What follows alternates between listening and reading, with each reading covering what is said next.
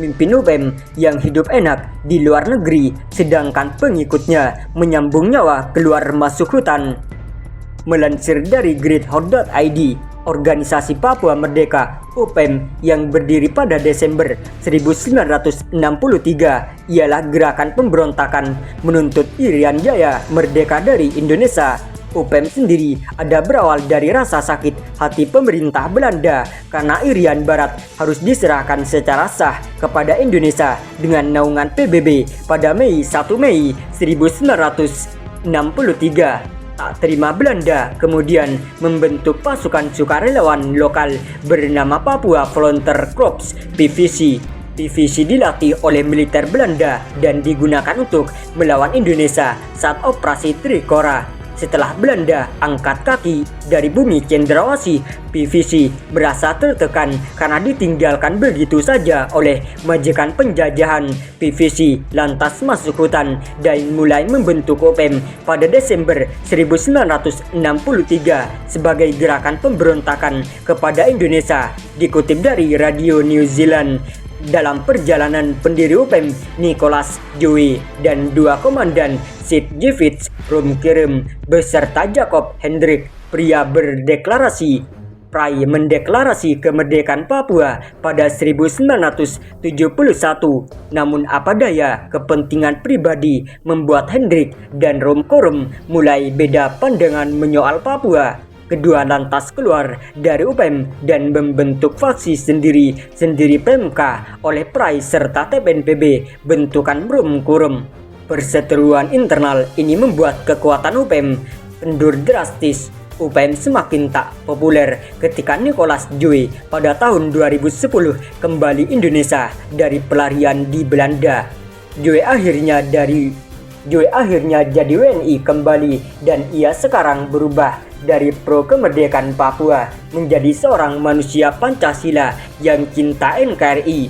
Sekarang di antara pentolan UPM yang masih tersisa dan tak populer, maka tersebutlah nama Benny Wenda. Wenda lahir di Lembah Beliem, tepat pada HUT Republik Indonesia 1974. Wenda kemudian menjadi antipati dengan pemerintah Indonesia setelah dirinya mengklaim jika ada serangan udara yang membuat keluarga menjadi korban. Dirinya juga mengklaim akibat serangan udara itu kakinya putus satu. Maka setelah rezim Soeharto tumbang, Wenda lantas angkat senjata meminta Papua merdeka walaupun keluarga sendiri memilih bergabung dengan NKRI. Ia melakukan lobby-lobby kepada pemerintah Indonesia. Pada pemerintahan Megawati, usaha lobby Wenda sebenarnya berhasil, yakni menjadikan Papua sebagai daerah otonomi khusus. Namun apa lacur, Wenda masih kurang puas dan menuntut lagi kemerdekaan Papua. Aparat keamanan Indonesia tak bisa lagi mentolerir lagi Wenda ditangkap karena ia mengacaukan keamanan pada tahun 2001. 61 Juni 2002, Wenda kemudian ditahan di Jayapura. Dirinya kemudian berhasil kabur dari penjara pada 27 Oktober 2002. Dibantu simpatisan UPM, Wenda diselundupkan ke Papua Nugini yang lantas ia ngacir ke Inggris bersama LSM Eropa setelah mendapat suaka politik. Sampai saat ini Wenda hidup aman nyaman di bawah perlindungan dan pengawasan negeri Ratu Elizabeth II.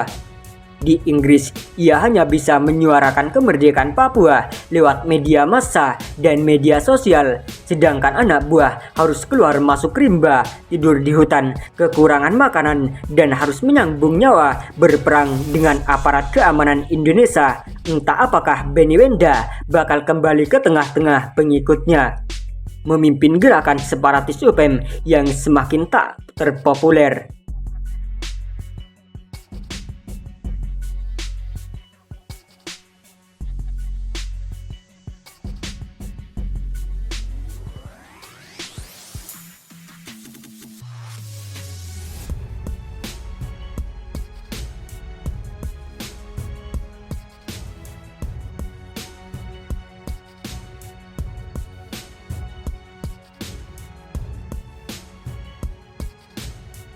Komnas HAM, belasan organisasi KKB di Papua. ingin dialog damai. Melansir dari CNN Indonesia, Komisi Nasional Hak Asasi Manusia (Komnas HAM) mengungkapkan belasan dari 23 organisasi yang disebut pemerintah sebagai kelompok kriminal bersenjata KKB di Papua menginginkan dialog damai.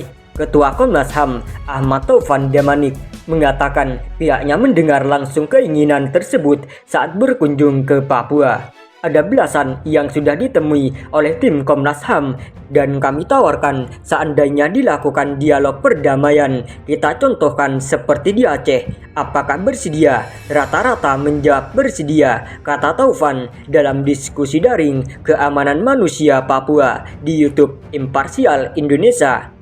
Taufan menyebut bukan organisasi KKB saja yang ingin dialog damai. Menurutnya, masyarakat sipil, tokoh di Papua, bahkan aktivis menginginkan hal yang sama. Namun lanjutnya, formula dialog damai yang diinginkan berbeda-beda. Ada yang menginginkan dialog secara internasional dan ada pula yang menginginkan diselesaikan cukup di dalam negeri. Tapi apapun itu saya kira yang penting ada keinginan untuk dialog. Jadi nggak benar kalau ada orang yang mengatakan bahwa orang di Papua sudah menolak berdialog dengan Jakarta. Enggak, itu kami dapatkan, ujar dia. Taufan mengakui bahwa dialog damai pun bisa jadi tak akan berjalan mulus seperti yang dibayangkan banyak orang, apalagi jika dibandingkan dengan gerakan Aceh Merdeka (GAM) di Aceh.